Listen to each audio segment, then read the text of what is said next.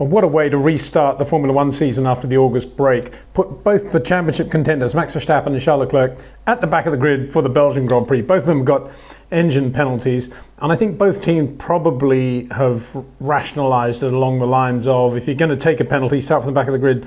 Spa is not a bad place to do it. Monza might be another. You certainly wouldn't want to do that at Zandvoort, which of course is the next race, the middle part of this triple header in which we're now heading. So Max and Charles at the back, and also penalties for Valtteri Bottas, Lando Norris, Mick Schumacher. Lots of penalties, and there'll be more as this season develops as well, of course. So that's the first thing. There will be a race tomorrow in qualifying to see who isn't going to start last. I guess starting P19 might be better than starting P20, although at the moment Max Verstappen's pace has got everybody completely psyched out. Charles Leclerc, when he heard Max's one and only lap time on the soft tyre in FP2, said, wow, that is quick. In between pants, that is, because he had just done the quickest lap he could possibly have done in the Ferrari at that point. So Red Bull looking really good, which takes us on to the next point, of course, which is the new regulations governing, or the defined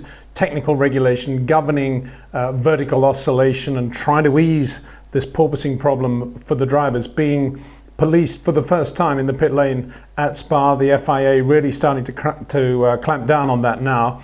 And what difference has it made? A lot of speculation about how it would help Mercedes more than Ferrari and Red Bull, on the basis, everybody assumed, that Ferrari and Red Bull have been running flexing underbodies, probably slightly dodgy curves of the diffuser.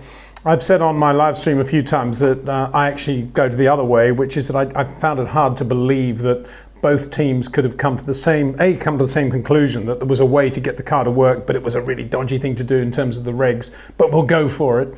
For both of them to do that would have been far too much of a coincidence.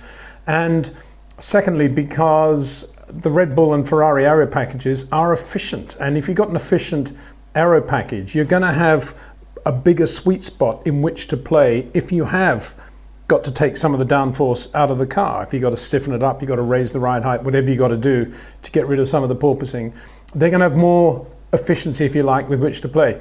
And that's what it looked a little bit like today. There was certainly no indication that Red Bull and Ferrari are suffering massively because of the new technical directive from the FIA.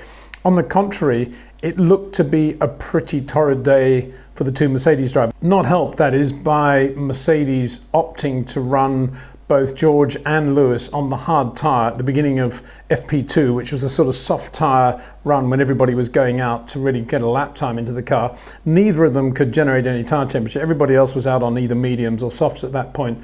And that lost them a bit of time.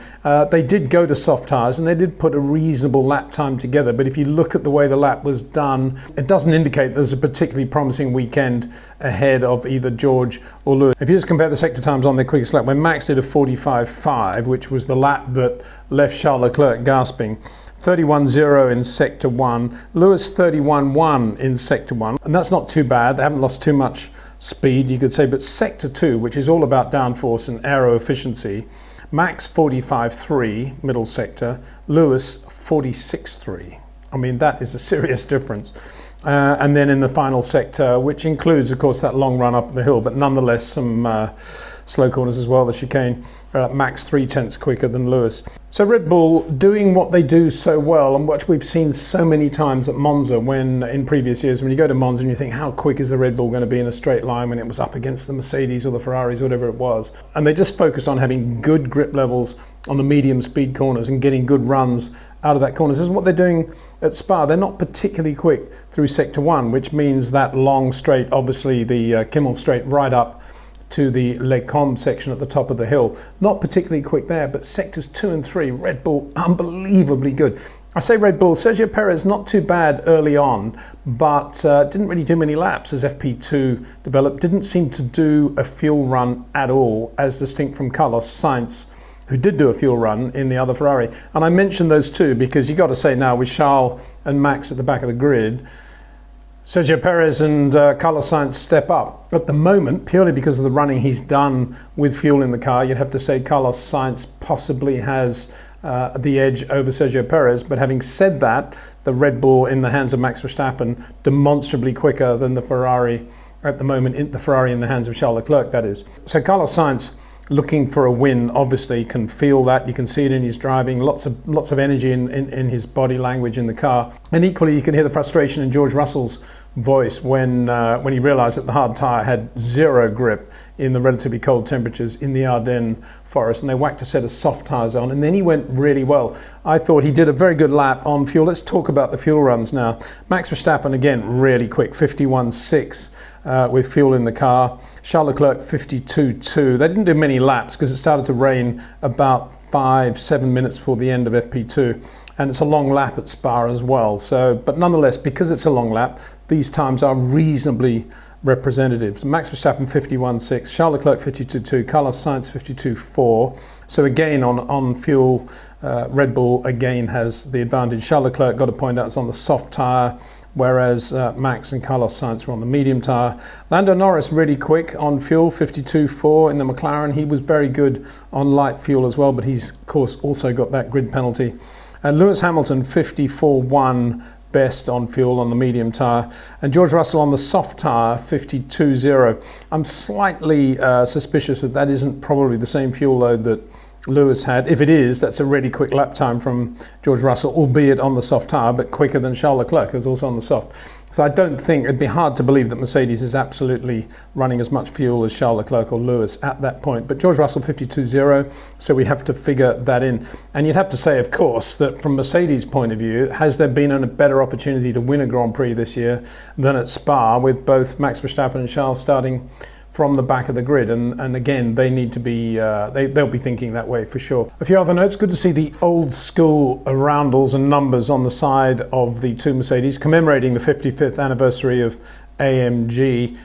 They talk about old school and doing these numbers if it's a big deal. They're just normal rounders with numbers. I wish they'd keep them on the car all the time. They look absolutely normal. It's so nice to see those again. Good to see Liam Lawson being given an outing in the AlphaTauri in FP1. Didn't do many laps, there was a bit of rain as well, but good to see this guy being recognised with his talent, a very, very quick Formula 2 driver. And also in the Alpine pit, Jack Doohan, not running, but certainly with a headset on, another very quick Formula 2 driver. I only say that in the context of the whole Daniel Ricciardo leaving McLaren at the end of the year, because Oscar Piastri is now taking his place, even though Piastri had an Alpine contract that would have had him in a Williams for 1 year or racing in the Alpine. A lot of fuss about him, but there's two more very quick Formula 2 drivers, Liam Lawson and Jack Doohan, and we shouldn't forget about those.